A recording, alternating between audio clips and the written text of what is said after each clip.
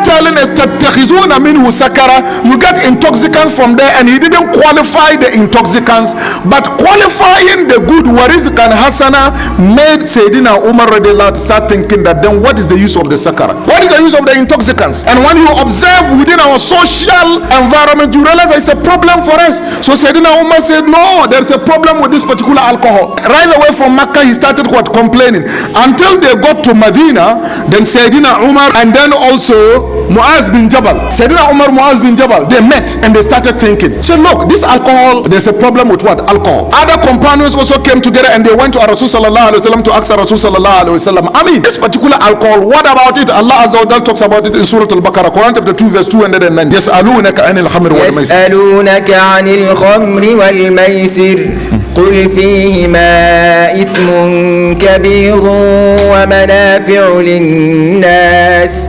وإثمهما أكبر من نفعهما ويسألونك ماذا ينفقون قل العفو كذلك يبين الله لكم الآيات لعلكم تتفكرون. Allahu Akbar. We all need to learn the Quran. It's a letter being written to you by your beloved Creator, the most merciful. And you don't care to read it. Meanwhile, he told you, Iqra, you should read.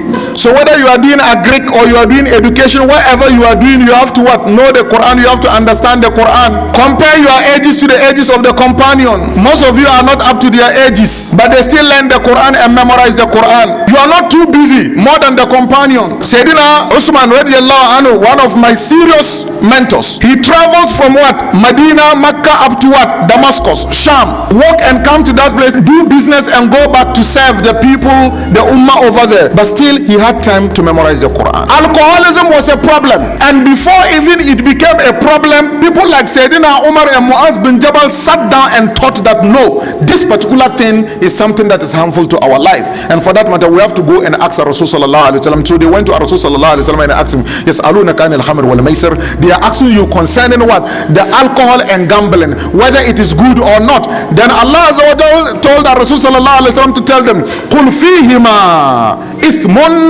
kabir, that in the two of them there's big harm in it, a big problem in what? These two things. Wa manafi'u linnas, and then also some benefit for mankind. Some benefit, the benefit is not qualified over here, but then the harm is qualified to be what? Great and what? Big. Wa ithmuhuma, even at this particular stage, if the Quran stopped, that would have been a hope for what? Sayyidina Umar radiallahu anhu. Right away from the beginning, Sayyidina Umar from the first verse in Surah An-Nahl knew that this was what? Wrong. Alcoholism was wrong. So Sayyidina Umar radiallahu anhu, listening to the first verse, even concluded that it was what? Haram. But he wanted a verse to come down so that he can have the audacity to walk through the ummah and ban them from what? Drinking. So he went to Rasul sallallahu alaihi wasallam, and the answer is that in the two things there is great harm in them and some benefit. But Allah continues to say, wa ithmuhuma akbar min naf'ihima, but then the harm of it is more than what? The benefit. My dear brother, my dear sister, if you don't sit down to convince yourself that what you are into is what? Bad, and if you don't know the side effect of it, the detrimental challenges that will come in the future sooner or later, and how that one is more than the temporal luring of Satan, some simple benefit that Satan is using to lure you to come in, it will be difficult for you to break that addiction in your mind, and it will also be difficult for you to break that addiction in your soul, in your heart, and also in your behavior.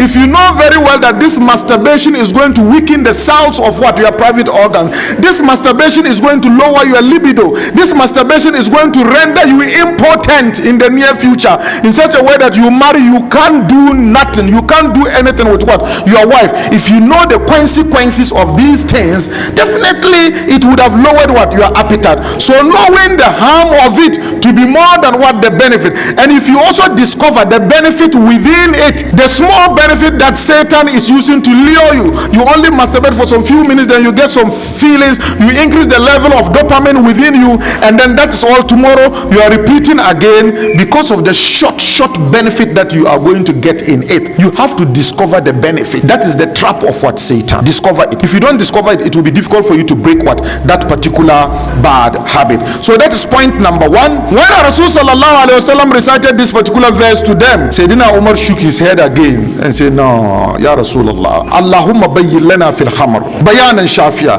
Ya Allah, I need more explanation. Allah should tell people that it's haram. I know alcohol is what?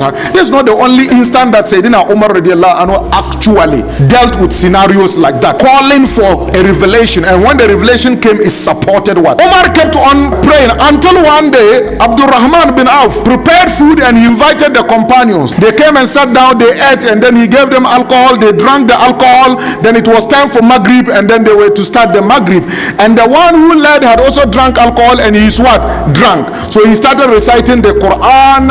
He struggled to be able to complete the recitation of Fatiha, but the next surah he was supposed to recite, then he said, Qul ya ayyuhal kafirun ma a'budu ma ta'budun wa nahnu na'budu ma ta'budun. He was confused. He was mixing up the verses. In other narration recited, they said, the companion recited, Qul ya ayyuhal kafirun a'budu ma ta'budun. All you those who disbelieve in Allah, I'm worshiping what you are also what? Worshiping. Instead of saying la a'budu ma ta'budun. So he mixed up what the verses, and for that matter they had to rush to Rasul sallallahu alaihi wasallam to complain, and when they complained, then Allah azza wa jalla revealed the verse, ya ayyuhalladhina amanu la taqrabu as-salah, يا أيها الذين آمنوا لا تقربوا الصلاة وأنتم سكارى حتى تعلموا ما تقولون.